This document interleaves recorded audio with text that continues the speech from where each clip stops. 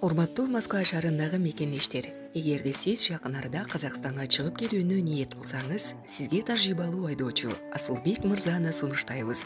Биздин Аль Фортуналары кызмат кылат. Унабыз ыңгайлуу жана кенен жолдо кыйналбайсыз. Жолго чыгарда документти чорнойдон текшеребиз. Без пересадка өзүбүз алып кирип чыгабыз.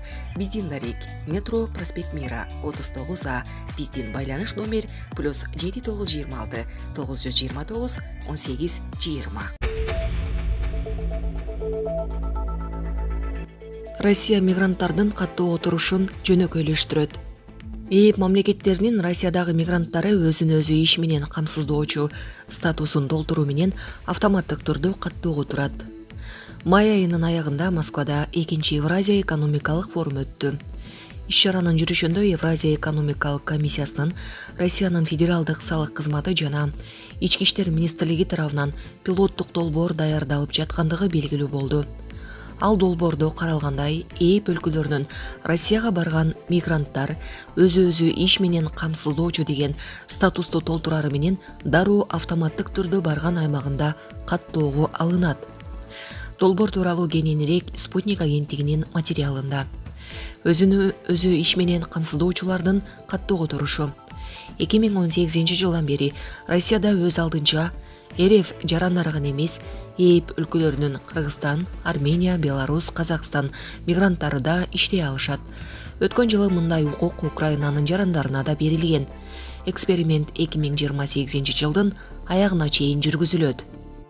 Учурда бул демилгенин алкагында ЭЭК, Россиянын Ички иштер министрлиги жана ФСК жогоруда аталган өлкөлөрдөн Россияга барган мигранттар өзүн өзү иш менен камсыздоочу статусун толтурган учурда дароо РФтеги жүргөн аймагына автоматтык түрдө каттоого турууга мүмкүнчүлүк берген сынамык долбоорду даярдоодо.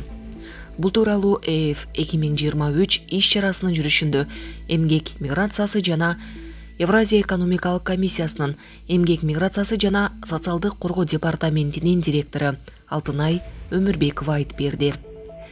ЭЭКтен Спутник агенттигине маалымдашкандай, бул жаңы эрежелер ЭЭП өлкөлөрүнүн жашоочуларына гана тиешелүү. Бул долбоордун ыңгайлуулугу, мыйзамсыз ишкерлик жүргүзүп, жоопкерчиликке тартылып калуу, коркунучтарысыз мыйзамдуу киреше табуу мүмкүнчүлүгү, ошондой эле Россиянын аймагында жүрүүнүн мөөнөтүн узартуу, деди Өмүрбекова. Турут коомдук кыймылынын төрагасы Сергей Песков бүгүнкү күндө Россияда жүргөн мигранттардын чоң көйгөйү жашаган аймагында каттоого туруусу экендигин айтып, долбоордун актуалдуулугун белгиледи. Көзөмөл органдары массалык түрдө каттоо жайларын жоюп жатат. Мындан улам мигранттарда олуттуу түйшүк жаралууда. Алар жашап жаткан аймакка каттоого туруш үчүн жаңы жолдорду табуу керек. Мигранттардын эреже бузууларынын басымдуу бөлүгү да дал ушул жашаган аймагына каттоого турбагандыгы менен байланыштуу деп түшүндүрдү Песков. Өмүрбекованын айтымында учурда демилгени мындан ары ишке ашыруунун жол-жоболору иштелип жатат.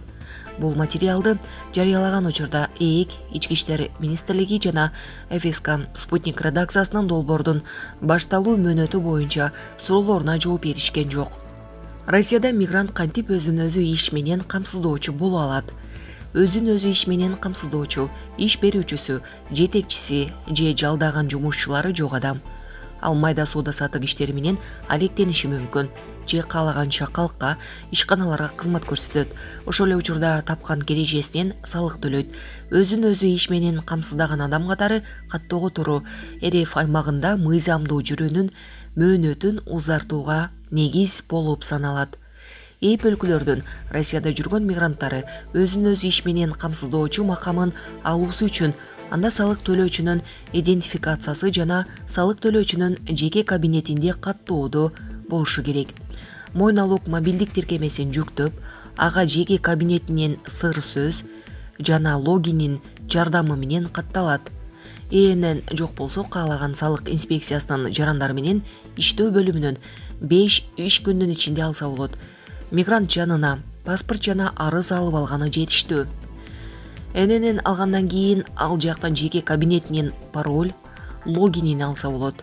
ЭЭК маалыматына ылайык, бул процедуралардын бардыгы болгону 15 мүнөттүк убакытты алат. Өзүн өзү иш менен камсыздоочу катары каттоодон өтүүнүн дагы бир жолу ыйгарым укуктуу банктарга кайрылуу. Анын тизмесине Россиядагы ири каржылык уюмдар кирет. Алардын толук тизмеси менен ФСКнын сайтынан таанышууга болот. Өзүн өзү иш менен камсыздоонун оң жана терс жактары.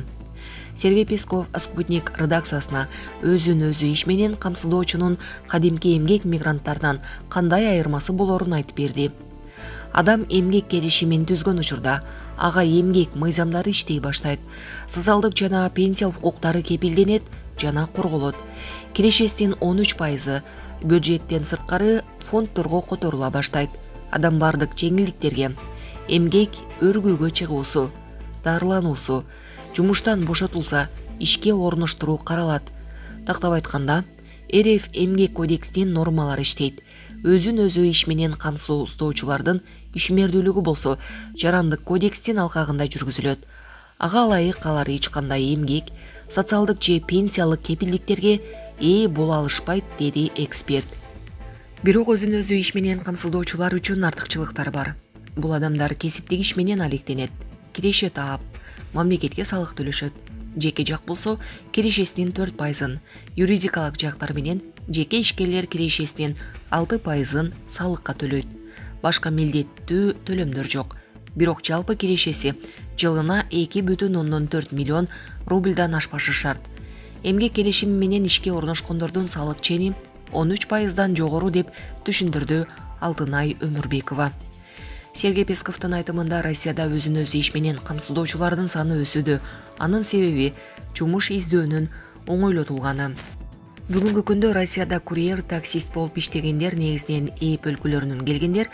Албетте аларды иш берүүчүлөр өзүн өзү иш менен камсыздоочу катары каттатат. Бул жерде эч кандай тыюу жок. Анткени жалдоочуга бул ыңгайлуу. Ал өзүн өзү иш менен камсыздоочу үчүн 6% гана салык төлөйт деп белгиледи эксперт. Булак Спутник эже.